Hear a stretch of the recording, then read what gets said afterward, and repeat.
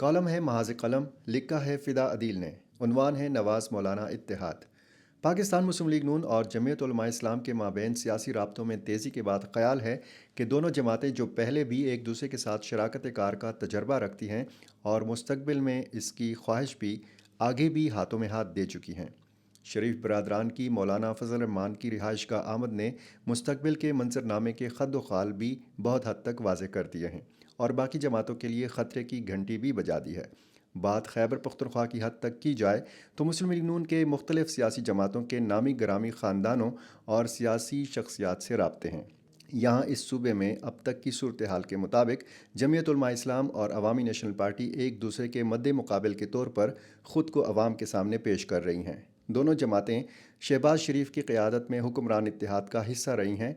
ये अलग बात है कि इत्तेहाद में होने के बावजूद ANP ने बज़ाहिर कोई वजारत या कोई ओहदा नहीं लिया। इसके बाद जब खैबर पख्तूनख्वा की निगरान काबीना बनी तो इसमें बाकी जमातों की तरह ANP ने भी अपने कोटे के तहत निगरान वजारतें हासिल कीं। लेकिन जल्द ही ANP और JUI के गवर्नर हाजी ग़ुलाम अली के माबैन इख्तलाफात का आगाज़ हो गया। ANP का ख्याल है कि गवर्नर हाजी ग़ुलाम अली मुसलसल अवामी नेशनल पार्टी से वाबस्ता लोगों, ख़ुसूसन बल्दियाती नुमाइंदों और इलेक्टेबल्स को तोड़कर ANP को कमज़ोर करने में मसरूफ़ हैं। मौलाना फजल रहमान और असफंदियार वली ख़ान के साहिबजादे एमल वली ख़ान जब भी मिलते हैं तो अदब व आदाब, शफ़क़त और बाहमी एहतराम के मनाजिर देखने को मिलते हैं। लेकिन जब अवामी जलसों में सियासी जुमलाबाजी देखी जाए तो एमल वली ख़ान एक कदम आगे बढ़ते नज़र आते हैं। नवाज़ शरीफ की वतन वापसी से कबल भी एमल वली ख़ान के बयानात रिकॉर्ड का हिस्सा हैं, जब उन्होंने कहा कि लंदन से आने वाले एक शख्स को वज़ारत उज़्मा पर बिठाने की तैयारी की जा रही है। नवाज़ शरीफ के दामाद कैप्टन सफदर इन दिनों खैबर पख्तूनख्वा में डेरे डाले हुए हैं।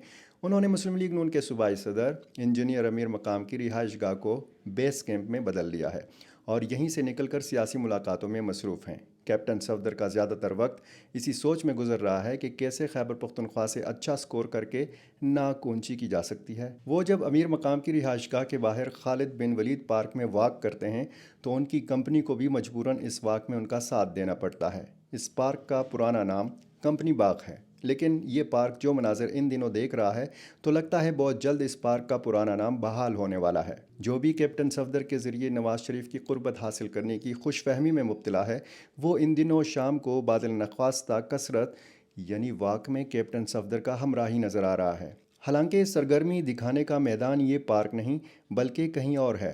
कैप्टन सफदर और अमीर मकाम ने हाजी ग़ुलाम अहमद बिलोर की रिहाइश गाह जाकर नवाज़ शरीफ का पैगाम पहुँचाया।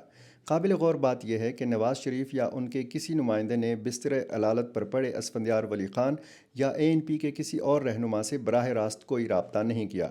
अब अगर नवाज़ शरीफ मुमकिन सियासी इत्तेहाद या एडजस्टमेंट वगैरह के लिए ANP को भी साथ लेकर चलना चाहते हैं तो क्या ये मुमकिन है कि मुस्लिम लीग नून और JUI की हमराही में ANP भी साथ दे? क्या ये सारी सरगर्मी हाजी बिलोर को मनाने का महज जरगा था या इससे बड़ी कोई चीज़ थी? ये भी आने वाले दिनों में मालूम होगा। कहा जा रहा है कि नवाज़ शरीफ इस मर्तबा सिर्फ पंजाब पर तकिया नहीं करेंगे, उन्होंने सिंध और बलूचिस्तान में कामयाबी से कार्ड्स खेले हैं।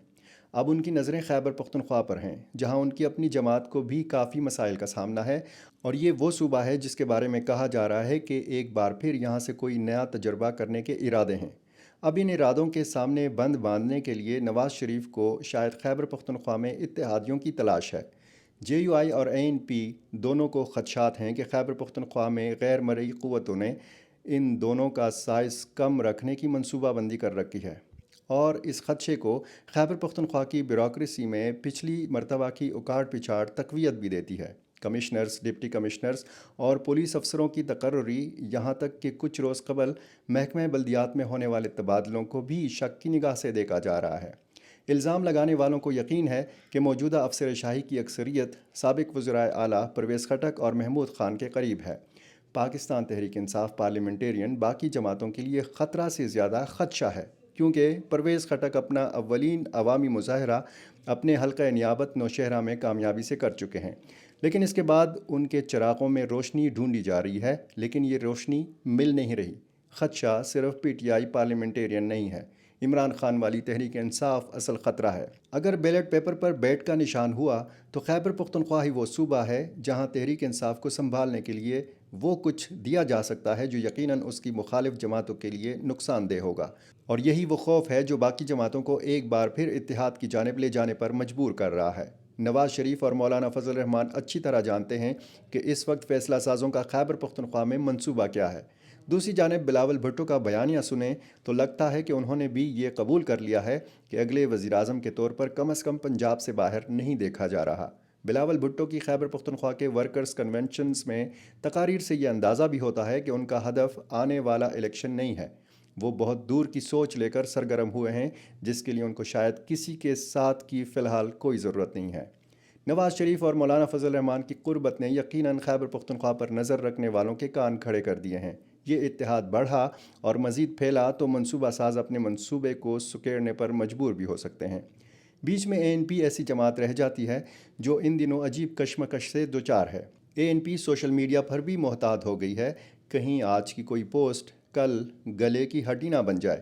لیکن ایمل ولی خان ملنگ بندے ہیں، وہ لگی لپٹی رکھے بغیر دل کی بات بھیڑدڑک انداز میں زبان پر لے آتے ہیں۔ دیکھنا یہ ہے کہ نواز شریف نے خیبر پختونخوا سے جو امیدیں لگا رکھی ہیں ان پر ان کی اپنی جماعت کس حد تک پورا اترتی ہے، اور پھر ان کا مشن پاسبل بنانے کے لیے دیگر جماعتیں کیا رسپانس دیتی ہیں۔ فی الوقت اتنا کافی ہے کہ مولانا نے وفاق، بلوچستان اور خیبر پختونخوا کی پروازوں میں اپنی سیٹوں کی بکنگ کرا لی ہے۔